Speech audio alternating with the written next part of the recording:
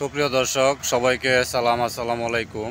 আমি এখন আছি শ্রীপুর উপজেলার ট্যাংরা এলাকায়। এখানে কৃষকের ধান খেতে শহীদ আবু সাঈদের প্রতিকৃতি ফুটিয়ে তুলেছে ধানের মাধ্যমে। আপনারা দেখতে পাচ্ছেন এই যে সেই প্রতিচ্ছবি, যেটা একজন কৃষক তার ধান ক্ষেতের মধ্যে দুই কালারের ধান গাছ দিয়ে এই প্রতিচ্ছবিটা ফুটিয়ে তুলেছে। চারিদিকে সবুজ শ্যামল, এর মধ্যে এই প্রতিচ্ছবি। সাথে আছে আমার প্রিয় সহকর্মী মিলন শেখ। আমরা দুজন এক জায়গায় যাচ্ছিলাম, সেই যাত্রাপথে হঠাৎ দেখতে পেলাম এই প্রতিচ্ছবিটা।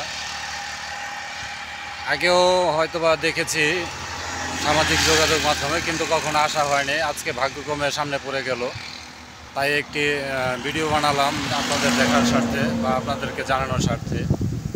এই যে দেখতে পাচ্ছেন সুন্দর করে একজন কৃষক তার ধানের ক্ষেতে একটি প্রতিচ্ছবি ফুটিয়ে তুলেছে নিখুঁতভাবে, যেটা দেখে বোঝার কাজটি